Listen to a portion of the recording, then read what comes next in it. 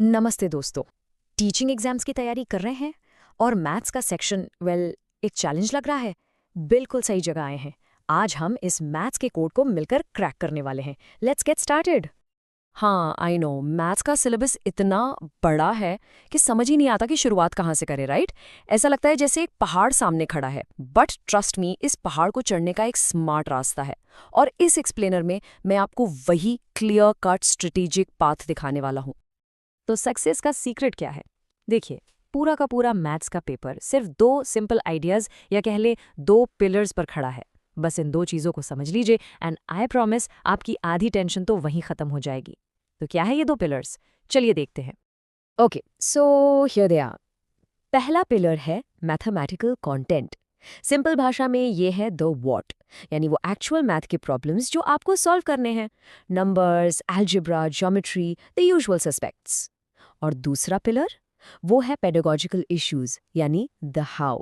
सिर्फ मैथ्स आना काफी नहीं है, उसे पढ़ाना कैसे है ये भी तो आना चाहिए, राइट?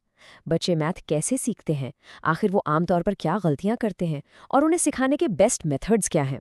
याद रखिएगा, दोनों ही इक्वली इंपॉर्टेंट है।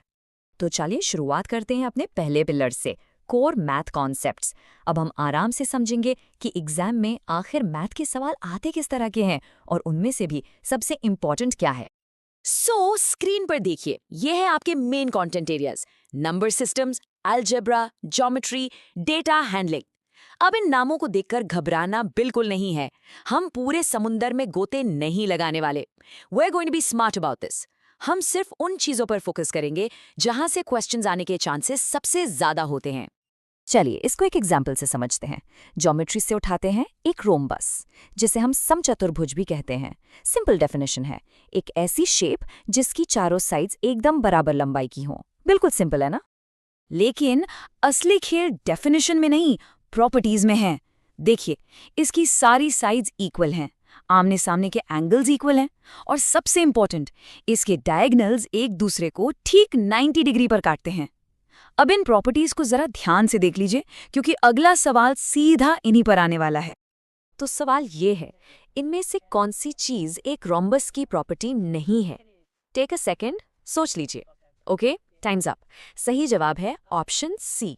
क्यों? क्योंकि एक रोम्बस के डायगोनल्स का इक्वल होना जरूरी नहीं है। वो इक्वल सिर्फ और सिर्फ तब होते हैं जब वो रोम्बस एक स्क्वायर बन जाता है। देखा, बिल्कुल इसी तरह के डायरेक्ट प्रॉपर्टी बेस्ड क्वेश्चंस आते हैं जो चेक करते हैं कि आपने कॉन्सेप्ट्स को रटा है या सच में समझा है। ऑलराइट, पिलर 1 यानी द व्हाट की बात हो गई। अब चलते हैं अपने दूसरे और उतनी ही इम्पोर्टेंट पिलर की तरफ, पेडागॉजी, यानी टीचिंग के स्मार्ट तरीके। अब हम क्या पढ़ाना है से शिफ्ट होकर कैसे पढ़ाना है इस पर फोकस करेंगे। टीचिंग मेथड्स में दो नाम आपको बार बार सुनने को मिलेंगे, इंडक्टिव और डिडक्टिव। इंडक्टिव मेथड में आप पहले बच्चों को बहुत सारे एग्जाम्पल्स देते हैं और फिर उन्हें कहते हैं कि इन सब में कॉमन पैटर्न ढूंढो और रूल बनाओ। जैसे अलग अलग रेक्टेंगल्स का एरिया निकलवाकर उनसे लेंथ इनटू ब्रेथ का फॉर्मूला डिस्कवर करवाना। डिडक्टिव आसान है, इसका ठीक उल्टा। आप सीधा रूल या फॉर्मूला बता देते हैं और फिर उसकी प्रैक्टिस के लिए क्वेश्चन सॉल्व करवाते हैं। तो अब आप ही सोचिए, अगर आपको क्लास में एरिया ऑफ रेक्टेंगल का फॉर्मूला पहली बार इंट्रोड्यूस करना है तो बेस्ट मेथड कौन सा होगा? सोच लिया? Exactly, option B, inductive method. क्यों? क्योंकि जब बच्चे फॉर्मूला को डिस्कवर करते हैं ना, तो वो उनके दिमाग में हमेशा के लिए बैठ जाता है। वो सिर्फ रटते नहीं, वो असल में समझते हैं। पेडागॉजी की बात हो और वैन हिले थ्योरी का जिक्र ना हो, ऐसा हो ही नहीं सकता। इस टॉपिक को आप स्टार मार्क कर लीजिए। ये थ्योरी बताती है कि बच्चों का दिमाग ज्योमेट्री को स्टेप बाय स्टेप, यानी लेवल बाय लेवल कैसे समझता है। पहले वो सिर्फ शेप्स को देखकर पहचानते हैं, फिर उनकी प्रॉपर्टीज समझने लगते हैं, और ऐसे ही आगे बढ़ते बढ़ते प्रूव्स तक पहुंचते हैं। इसको समझना बहुत जरूरी है। ओके, अब आते हैं इस एक्सप्लेनर के सबसे सबसे इंपॉर्टेंट हिस्से पर। ध्यान से सुनिएगा, हमने आपके लिए एक अल्टीमेट चीट शीट तैयार की है। ये वो टॉपिक्स हैं जिन पर आपको सबसे पहले फोकस करना है फॉर मैक्सिमम मार्क्स। तो सबसे पहले द व्हाट, यानी मैथमेटिकल कंटेंट के top 5 most frequently asked topics. चलिए, चाहे तो नोट कर लीजिए या स्क्रीनशॉट ले लीजिए। HCF एंड LCM के वर्ड प्रॉब्लम्स, कॉम्प्लेक्स फ्रैक्शंस पर कैलकुलेशंस, क्वाड्रिलैटरल्स की प्रॉपर्टीज जैसा हमने अभी देखा, रास्ते का एरिया निकालने वाले सवाल, और हाँ, मीन, मीडियन एंड मोड, इनकी प्रैक्टिस आपको बहुत अच्छे से करनी है। और अब बारी है द हाउ यानी पेडागोजी के टॉप 3 मस्ट नो टॉपिक्स की। इन्हें तो आप बिल्कुल भी मिस नहीं कर सकते। तो ये हैं वो 3 सुपर इंपॉर्टेंट टॉपिक्स। पहला, वैन हेले थ्योरी, जिसके बारे में हम पहले ही बात कर चुके हैं।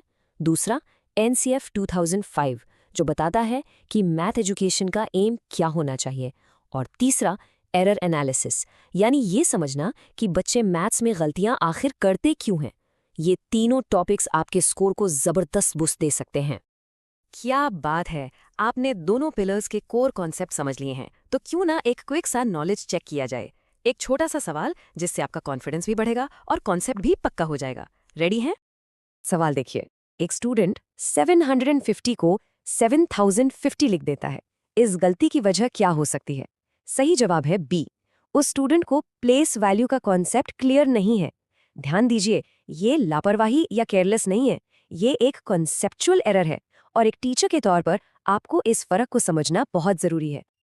और आखिर में एनसीएफ 2005 की इस एक लाइन के साथ मैं आपको छोड़ जाता हूँ। The main goal of mathematics education is the mathematization of the child's thought processes. इसका मतलब बहुत गहरा है। हमारा काम सिर्फ फॉर्मूलाज रटवाना नहीं है, बल्कि बच्चों के सोचने के ढंग को ही मैथमेटिकल बनाना है। असली टीचिंग यही है। इस पर सोचिएगा ज़रूर। All the best.